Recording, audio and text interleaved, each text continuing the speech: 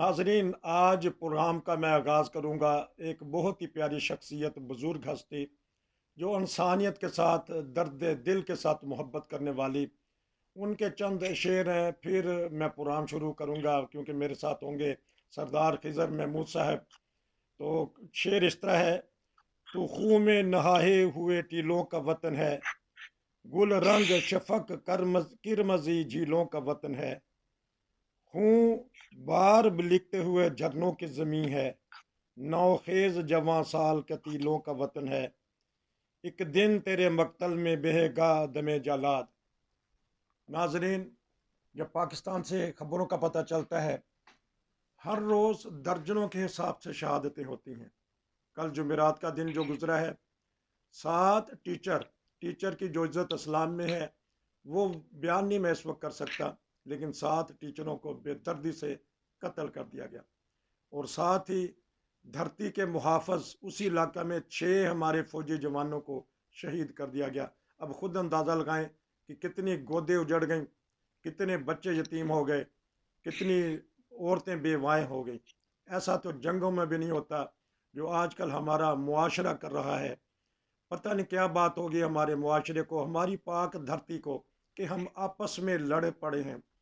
मुल्क मुल्क से तो लड़ते देखे हैं, खाना जंगी भी होती देखी है, लेकिन इस्लाम के नाम पर हासिल किया हुआ मुल्क जो दावे करते हैं कि हमारा मुआशरा बेहतर है, तरक्की की तरफ जानब है, लेकिन हर रोज़ वहाँ हम कत्ल व गारत, खून ही खून देखते हैं।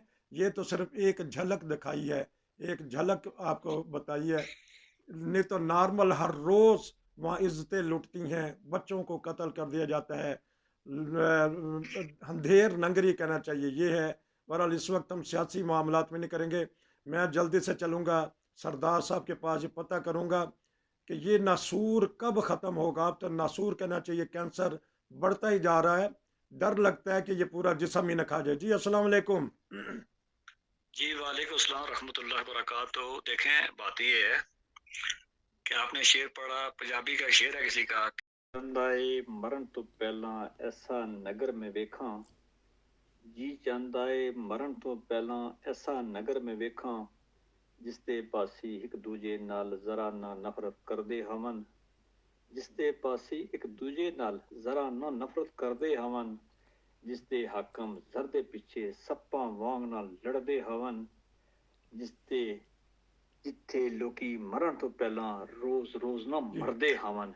ईगल एक खूनखार परिंदा है, जी और जिस तरह का उसका तरीका वार ठीक है, उसका वो परवाज भी ऊंची है, घोंसला भी नहीं बनाता है, जी। लेकिन जिस फलसफा इसको रख के अगर आपने किया तो फिर ये चीज भुगतनी पड़ेगी। अब दूसरी बात ये है कि ये आग एक जगह से नहीं है, ये आगे शुरू है एक सरात से लेके दूसरी सरात तक, दूसरी सरात से लेके तीसरी सरात तक। मेरा ख्याल में रोजाना जो है वो 3 से 4 फौजी, जी अगर आप इसको रेशो निकालते जाएं, को बलोचिस्तान हो, वजीरस्तान हो, उसके बाद फाटाज हो, इलाके हों, या फिर कराची की स्ट्रीट हो, अब तो पंजाब में भी ऐसा ही शुरू हो गया है, उसके बाद कच्चे का एरिया हो, आपको सलसल से खबरें आ रही हैं, जी फौजी मारे जा रहे हैं, पुलिस वाले मारे जा जी रहे हैं, आम लोग मारे जा रहे हैं। कल जिसकी वाकई की तरफ आपने की है, इस इलाके के अंदर पिछले ये अफगान जंग के बाद से जी यहाँ पे इस इलाके के अंदर जो है वो एक मामला शुरू है, और आबादी अक्सरियत में किसी और की है, इंतजामी तौर पे कोई और वहां पे होता है, और जिस तरह के मामलात हुए हैं, और याद रखें जब नामालूम की बात होती है तो वहां सबको मालूम होता है, जी सवाए सिर्फ नामालूम उनको होता है कि जिन्होंने पकने होते हैं। जी इसी तरह आप बलूचिस्तान के अंदर देख लें कि रोजाना आप फौजियों की लाशें उठा रहे हैं। जी इसी तरह आप उसके वजीराबाद के वजीरिस्तान के अंदर देख लें, कच्चे के अंदर आप अपने पुलिस वालों की, या देखें एक सिपाही हो, पुलिस का हो या आर्मी का हो, जी उसको बनाने के लिए आपको करोड़ों रुपए खर्च करने पड़ते हैं, जी गरीब आदमी का टैक्स उस पर लगता है। और जिस माशरे में टीचर को जाके अंदर जाके आप एग्जामिनेशन हॉल में मार दें, जी 6 से 7 लोग मार दिए गए वहां पे, आपने वो डेड बॉडियां देखी हैं, जी आपने वो खून आलूद उनकी जी जी उनके जिस्म देखे, और उसके बाद उस कौम के अलमिया ये है कि वो लोग उस पे तावीलें दे रहे हैं जी कि अगर मगर आए बाएं शाएं होती है, तो ऐसे माशरे के लिए आप क्या कहेंगे? जी। तो लेकिन करवाने वाले कौन हैं, करने वाले कौन हैं? हम ही आपस में लड़ पड़े हैं। ये आगे तो पहले कहते थे कि बाहर की ताकतें कर रही हैं, लेकिन तो अब तो बरमला कहा जाता है कि मैं फलां फिरके से ताल्लुक़ हूँ, मैं इसकी जिम्मेदारी लेता हूँ। मैंने कहा ना कि नामालूम का जिनको मालूम, जब नामालूम की बात की जाती है तो वो सबको मालूम होता है जी कि नामालूम कौन है। ठीक। दूसरी बात ये है कि इदारे जो है वो जगमाल बने हुए हैं, और जो इंडिविजुअल है या इस तरह के फिरके जो है या जो जत्थे जो है, फिरके नहीं मैं जत्थे कहूंगा, जत्थे जो है वो आज़ाद हैं, और वो अपनी कार्रवाइयों में वो इतने आज़ाद हैं कि उनके लिए सब ही जो है वो उनके लिए कोई इशू ही कोई नहीं है, जी किसको कब मारना है, कहाँ मारना है। आप एक सलसल के साथ देख रहे हैं, सलसल के साथ दे रहे हैं। और ये जिस मुल्क ने पिछले 15-18 साल में हम्म, तकरीबन 1 लाख लोग मरवाए हों, जी और अगर आपको कभी जाना नसीब हो, कभी कभी आपको घूमना नसीब हो, कि पीके से लेके खैबर पख्तूनख्वा से लेके आप बलूचिस्तान तक, हम्म, और कराची से लेके या तोरखम से लेके आप अगर दोबारा जाएं कश्मीर के किसी बॉर्डर तक, जी आपको हर 2-4 किलोमीटर के बाद फौजी शहीद की शहादत का वो बोर्ड लगा हुआ है कि उसका कब्र यहाँ पे है या इसका होगा फलां शहीद है। ये आपको पूरे इलाकों में लगा हुआ नजर आएगा।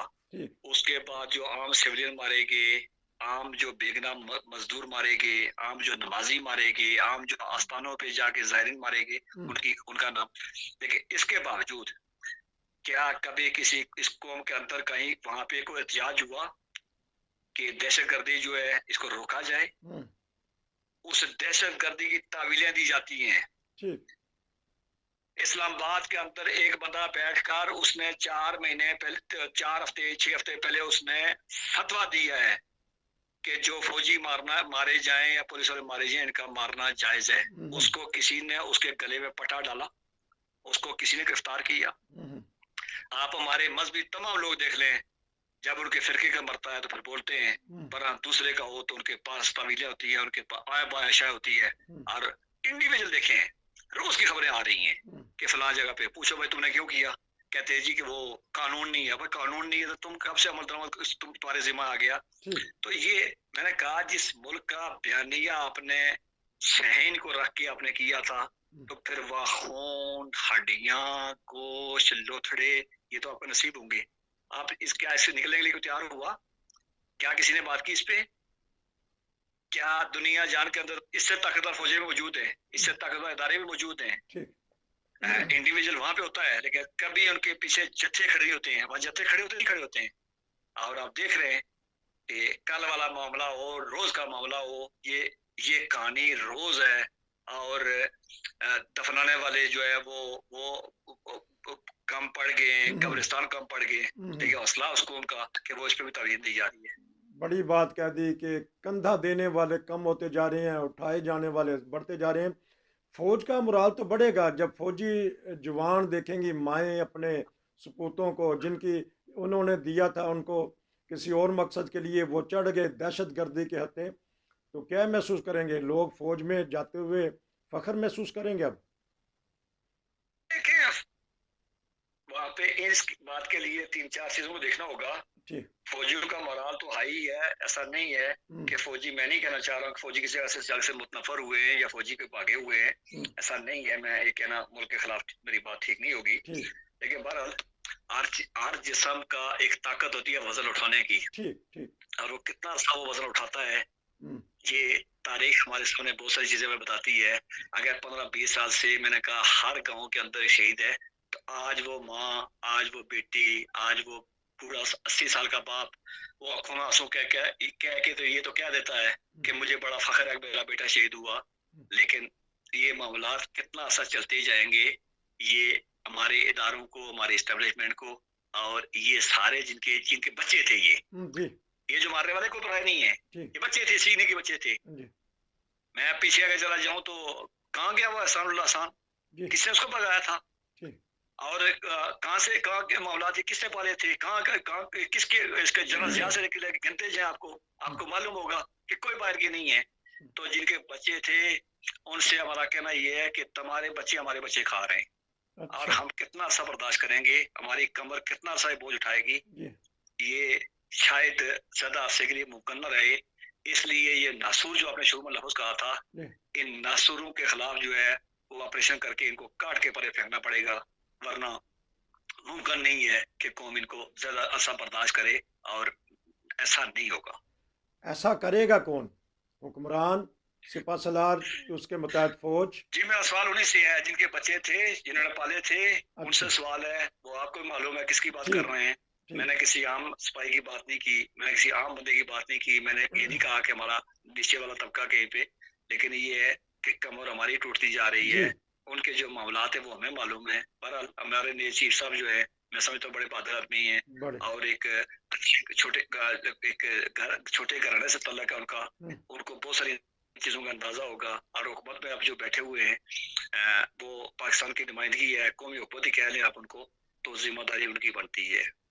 कमाना जिन्होंने कमाना था उन्होंने बहुत सारा कमा लिया इस दहशतगर्दी के नाम पे भी, और इनको पालने वाले और इनको घरों में आबाद करने वाले सबको मालूम है। मैंने कहा जब दहशत नामालूम की बात आती है तो सबको मालूम होता है ये नामालूम कौन है। ये नामालूम को इतने छुपे हुए नहीं है, ये कोई ठीक। इतने ऐसे नहीं है कि जिनके बारे में मालूम ना हो। तो इसलिए जिन्होंने पाले थे, आप क्यों दूर जाते हैं? क्या जनाज़िया ने इस मुल्क के अंदर जो है वो आग लगाई है? जी। हर बर्तन के अंदर ज़हर पड़ा है। हम्म, क्या इनको नहीं पता है? क्या जनाज़िया के जो जो उसके आगे जो चल रहे हैं, उसको उनको नहीं मालूम है? उनको मालूम है सबको। इसलिए अगर मैं कोई बात कर रहा हूँ, मैं ज़रा उनसे कह रहा हूँ कि तुम्हारे बच्चे जो तुमने पाले थे, वो हमारे बच्चे मार रहे हैं, और हमारे बच्चे जो है, ये इसका मारना बंद करवाया जाए। बहुत शुक्रिया, क्योंकि जब तक पाक फौज है हमारी अवाम बड़ी सुकून की नींद सोती रहेगी। लेकिन पाक फौज बहुत कुर्बानियाँ दे रही है। जिस तरह आपने कहा कि हमारे सिपह सलार आए हैं और वो अच्छी तरह जानते हैं कि हालात को किस तरह हमने कंट्रोल करना है। एक तो सियासी हालात हमें ऐसा मौका ही नहीं दे रहे कि हम अदालती निज़ाम दुरुस्त कर सकें। हम अफवाज पाकिस्तान को इस जिस मकसद के लिए बनाई थी उसमें इस्तेमाल कर सकें। देखिए, बहरहाल। मैं एक लफ्ज़ कह दूँगा, मैं एक लफ्ज़ कहता चलूँ जी। कि मज़हबी क़यादत हो या सियासी क़यादत हो, हम्म, उनको इस वक़्त जो है फ़ौज के साथ खड़ा होना पड़ेगा, बिल्कुल। और फ़ौज को, जो फ़ौज के अंदर अगर कोई डबल माइंडेड है, उसको भी उस डबल माइंडेड से निकल के इस नासूर को ख़त्म करना होगा। बिल वरना मैंने बताया कि नासूर इन सबको खा जाएगा। ओहो। और ये आग जो है, जब आग फैलती है तो फिर ये आग देखती नहीं है कहाँ जाना है। हम्म, और मैंने शायद को पहले एक प्रोग्राम में कहा था कि ये आग जब फैलेगी तो ये लोगों के घरों तक पहुंचेंगे, उनके घरों तक पहुंचेगी जो अभी तक से महफूज हैं।